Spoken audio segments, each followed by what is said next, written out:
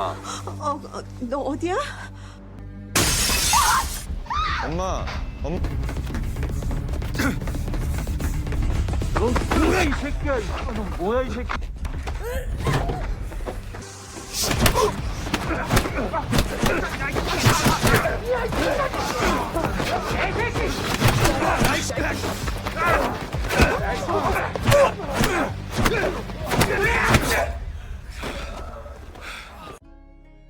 Assalamualaikum rakyat Indonesia lemah, yang kalau makan dan minum masih pakai mulut. Alur film kali ini, mengisahkan tentang para petinju muda yang berjuang melawan para penjahat kota paling brutal di Korea. Yang mana demi melunasi hutangnya, para petinju muda memaksakan diri untuk terjun ke bisnis peminjaman uang. Namun tak hanya untuk melunasi hutang, mereka juga berniat agar dapat melawan dan menghadapi para rentenir brutal yang selalu memindas warga yang lemah. Jadi tanpa berlama-lama, mari kita mulai ke alur ceritanya. 그 어머니께서 우리 회사 돈을 빌려 쓰셨어.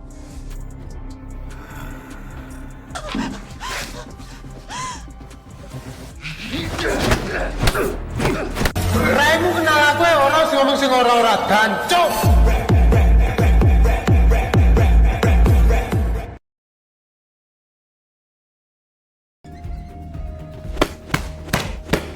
Di awal film, kita diperlihatkan dengan seorang pemuda bernama Gunwo.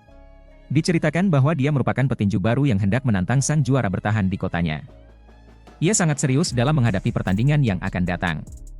Hal tersebut karena ia membutuhkan uang untuk membantu sang ibu membayar kontrakan dan beberapa hutang yang belum dilunasi. 저기 딱 한 달만 기다려. 미안해. 누나 다음 달에 꼭 어떻게? Diceritakan bahwa di waktu tersebut, virus COVID-19 sedang ganas-ganasnya. Karenanya, beberapa pembangunan gedung mengalami pemberhentian sebab beberapa kuli yang terpapar oleh virus. Menyadari jika bangunan tersebut dapat membahayakan warga sekitar, sang wali kota memerintahkan anak buahnya untuk mendesak pemilik bangunan cepat-cepat menyelesaikannya. Di belakang pemilik bangunan tersebut, terdapat dua tokoh yang berperan.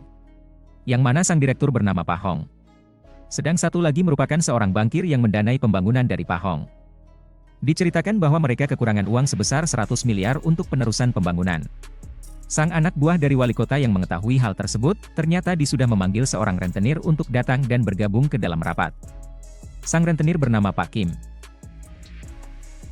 Diceritakan bahwa Pak Kim bekerja sama dengan anak buah dari wali kota agar dapat ikut berinvestasi di gedung milik Pak Hong.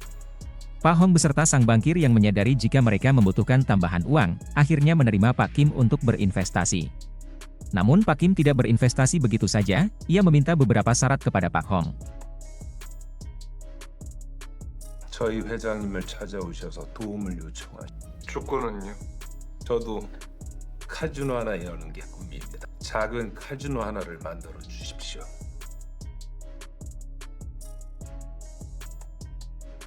Di keesokan harinya, pertandingan para petinju pemula dimulai. Di tempat tersebut, kita diperlihatkan dengan seorang petinju bernama Wojin. Ia merupakan juara bertahan yang mana juga lulusan wajib militer di Korea. 자, 미들급 경기입니다. 빨간.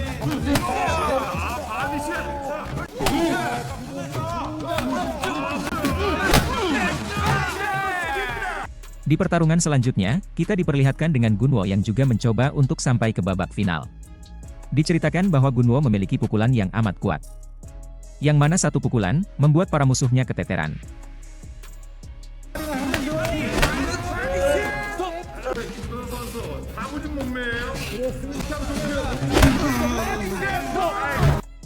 Karena kemenangannya pada beberapa pertandingan, sampailah ia di tahap final melawan sang juara bertahan Wojin. Sebelum bertanding, sang pelatih dari Wojin mengingatkan agar ia berhati-hati dengan pukulan tangan kiri dari Gunwo. Namun di sini, terlihat Wojin yang merasa biasa saja.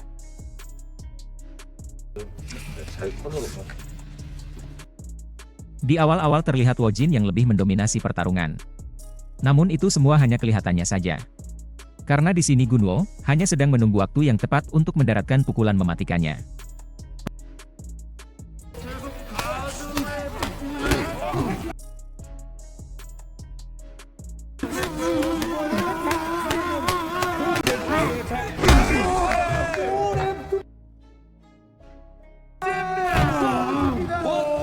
Pada pukulan pertama, terlihat Wojin yang masih mampu untuk bangkit. Namun di sini, ternyata Wojin dapat membalikan keadaan.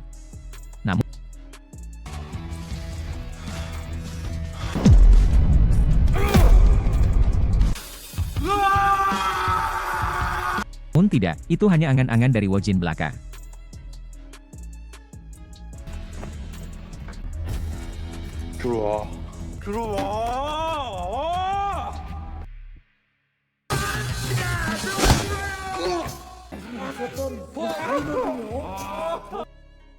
Dan karena kekalahan dari Wojin, akhirnya Gunwo dapat memenangkan pertarungan.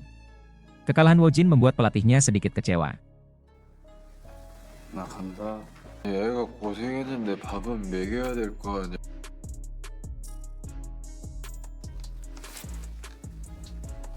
Ketika Wojin keluar dari ruang ganti, ternyata Gunwo sudah menunggunya dari tadi. Tujuan dari Gunwo hanyalah mengajak Wojin untuk makan bersama menggunakan uang hadiah yang sudah ia dapatkan. Namun di sini, ia hanya dapat menggunakan sebagian kecil, karena sisanya hendak diberikan untuk sang ibu membayar beberapa tagihan. Wojin yang menyadari jika sedikit uang tersebut hanya mampu untuk membeli makan yang kurang enak, alhasil ia mencoba untuk menambahkannya dengan uang yang ia dapat dari sang pelatih.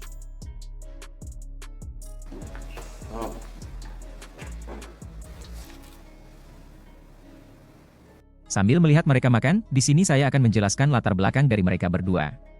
Mulai dari Gunwo, ia merupakan seorang kurir paket yang di selang-selang pekerjaannya berlatih tinju. Dirinya merupakan orang miskin sejak keluarganya mengalami kebangkrutan. Tinggal bersama seorang ibu yang mengelola sebuah kafe. Sedangkan Wojin, ia merupakan seorang militer dari keluarga kaya. Namun dirinya tidak terlalu dekat dengan sang ayah. Hal tersebut karena ayah dari Wojin selalu meremehkan dirinya yang belum bisa meraih apa-apa di umurnya yang sekarang. Di momen inilah yang membuat kedekatan mereka menjadi sebuah persahabatan. 군대 갔다 와. 형도 해병이야. 세계 간다잉. 완벽주의자 새끼. 재수 없어. Dalam perjalanan pulang, mereka bercerita sedikit tentang beberapa rentenir yang sedang membabi buta di sekitarnya. 형 이거 알아? 요즘에 이런 거 진짜 많대. 사채꾼들만 아주 존나게 신나. 코로나 터지고 다 절박하잖아. Tak lupa juga, mereka saling berbagi nomor telepon untuk persahabatannya. Di lain sisi, sang ibu dari Gunwo kembali ditagih oleh beberapa peminjam uang. Namun ketika itu, ia dengan tergesa-gesa langsung menutup teleponnya ketika menyadari sang anak telah pulang. Di sini, Gunwo mencoba untuk memberikan uang dari hasil kemenangannya. Hal tersebut sangat membuat sang ibu terharu. 우리 삼촌한테 빌린 돈. 아니야, 나 이거 엄마 주려고 따는 거야. 알았어.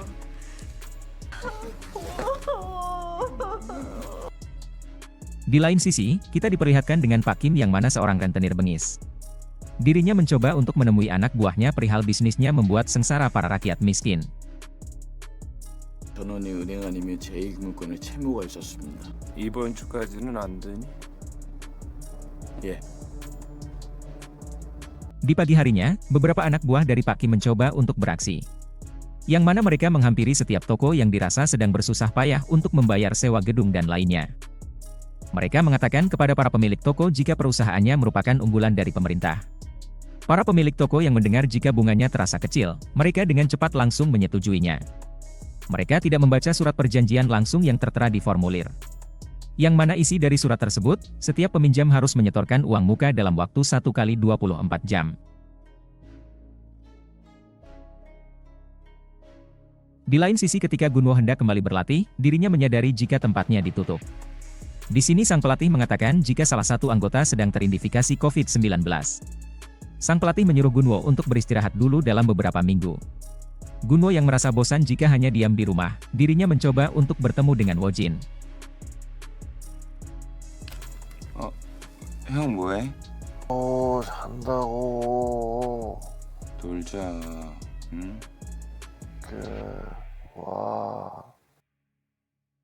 Namun ketika ia sampai di sekitar rumah dari Wojin, dirinya mendapati seseorang yang sedang dikejar-kejar. Di sini, hati nurani dari Gunwo merasa tergugah untuk membantunya. Namun ketika itu, ia mendapati jika sang pria yang dianggapnya pencuri, berhasil dilumpuhkan oleh seorang gadis yang mengejarnya.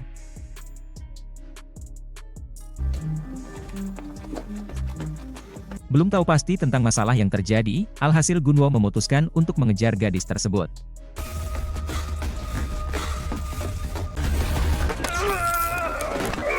쫓아왔어.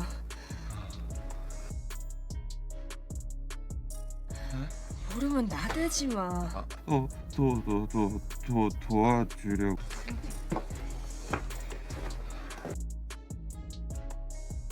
Diceritakan bahwa sang gadis tersebut merupakan penagih hutang yang bekerja pada seorang kakek bernama Pak Choi. Namun dirinya amat berbeda dengan sang rentenir bernama Pak Kim. Yang mana Pak Choi merupakan orang kaya dermawan yang meminjamkan uangnya tanpa bunga kepada orang-orang yang membutuhkan. 이거 저한테 천천히 주셔도 되니까. 감사합니다. 이제야 좀 마음이 편하네요. Sedangkan sang gadis bernama Yeonju. Diceritakan bahwa dirinya sedikit tidak setuju kepada Pak Choi yang meminjamkan beberapa uang tanpa bunga. Namun di sini Pak Choi menjelaskan bahwa membantu orang-orang lemah merupakan sebuah kepuasan tersendiri untuk dirinya. 이거 언제까지 할 거예요? 이제도 없이 돈 빌려주는 거요. 아픈 아이가 제때 수술 받고 건강해. 우리가 한 가족을 살린 거야.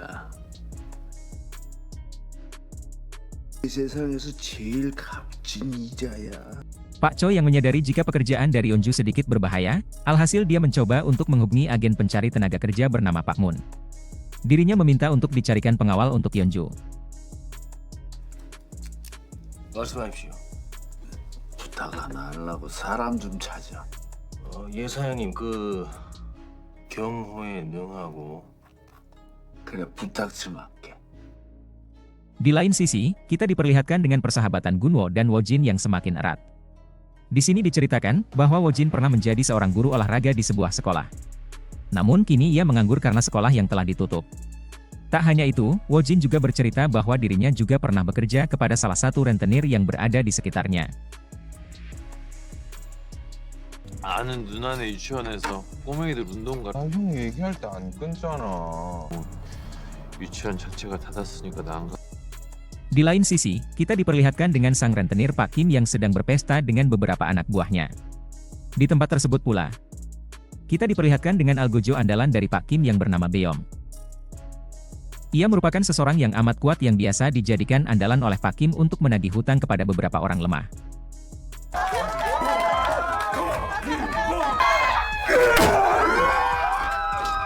Dan di tempat tersebut pula, kita diperlihatkan dengan anak buah dari sang wali kota yang telah bekerja sama dengan Pak Kim.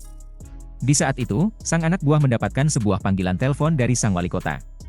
Yang mana isi dari percakapan tersebut, sang wali kota memberitahukan bahwa dirinya akan mendukung tentang pembuatan kasino yang telah digagas oleh Pak Kim.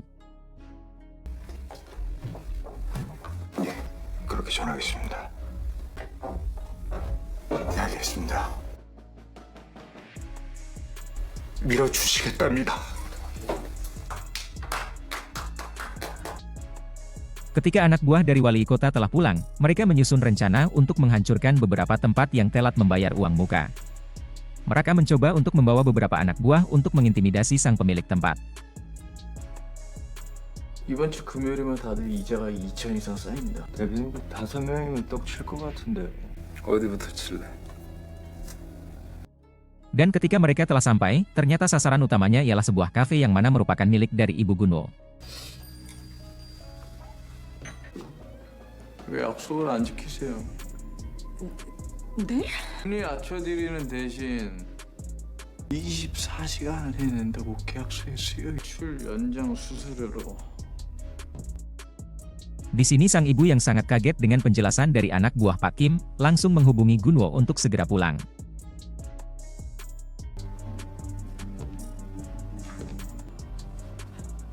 경찰 부를 거예요.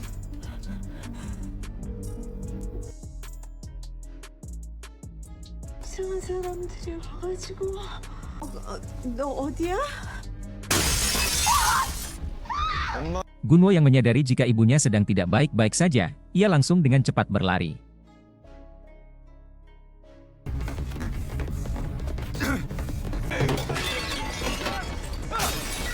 Melihat sang ibu yang sedang diperlakukan kasar, amarah dari Gunwo benar-benar membara.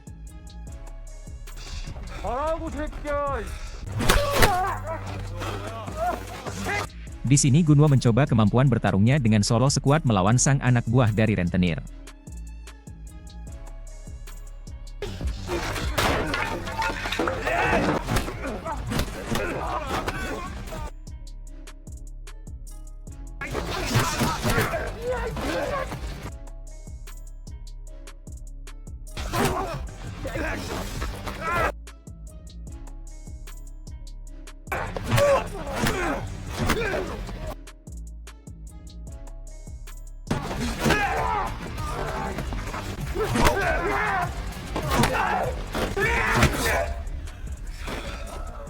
Ketika mereka sudah berhasil dilumpuhkan, Gunwo langsung mendatangi ibunya.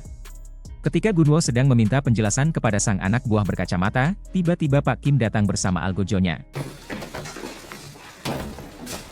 뭐냐고.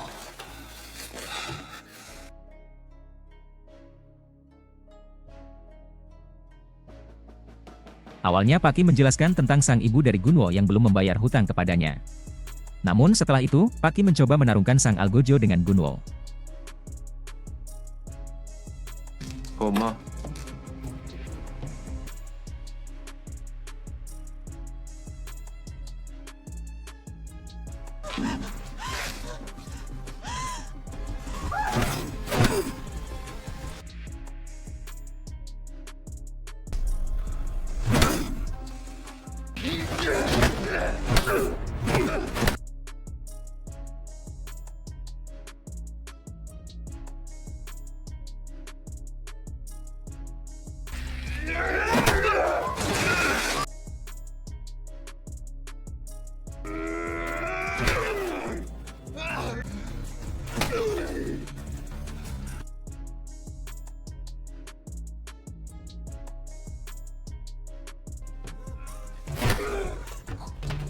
Meskipun Gunwo sudah mencoba bertahan, namun kekuatannya masih belum bisa mengimbangi sang Algojo.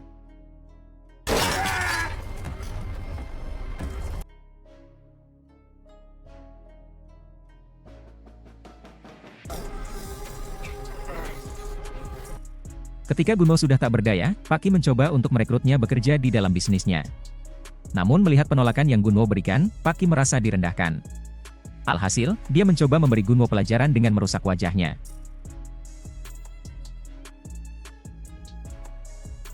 내 밑에서 일할래? 인상 있는 사람이 좋아.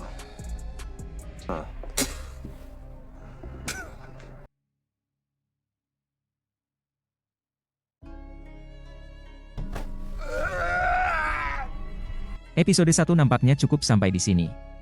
Nantikan episode selanjutnya di beberapa hari ke depan. Dari saya cukup sekian, dan wassalam.